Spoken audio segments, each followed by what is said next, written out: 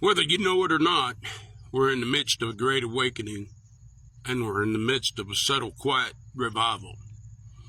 About 5 or 6 years ago, the Lord told me in prayer, as Samson lit the foxtails on fire 2 by 2 and turned them loose in the enemy's field, and as the enemy stood on the wall and watched his fields burn down, he couldn't make rhyme or reason of the big fire because the little fire was running to and fro.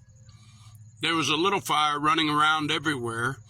They couldn't see where the fire was coming from or where it was going or where it originated, and they couldn't stop the big fire because the little fires were spreading everywhere.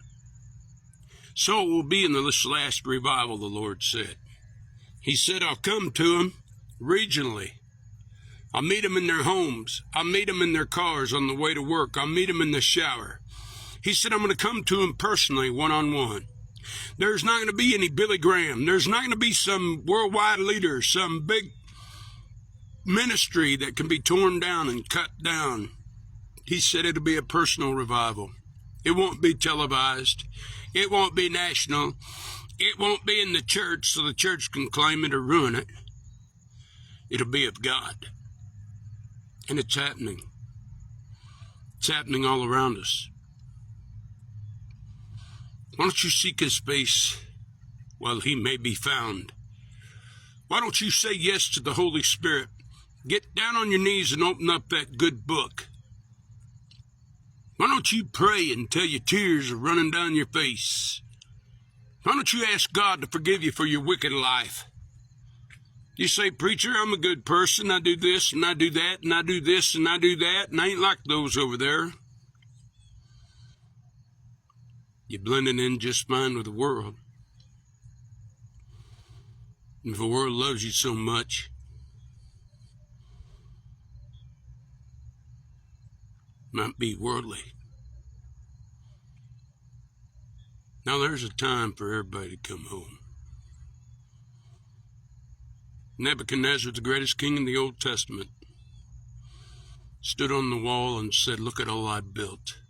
The Great Wall of Babylon. They said you could ride 4 chariots around it. It took a whole day, 24 hours to ride. 4 chariots on that wall. God told him the year before to humble down. The Spirit fell on him, and before it was over with, he lived 7 years up in the mountains. His hair turned like feathers and his nails like claws of an eagle, and he was a monster roaming the mountains eating grass. He lost his mind. One day he came to himself and he said, what have I done? The God of Abraham, Isaac, and Jacob is the true God. His kingdom was restored to him. He came home after 7 years. The last part of his kingship was greater than all the years before combined. I don't know where you're at today, but there's a quiet revival happening all around you. The Lord's waiting for you to get down on your knees. Cry out to him. Father, forgive me, a sinner.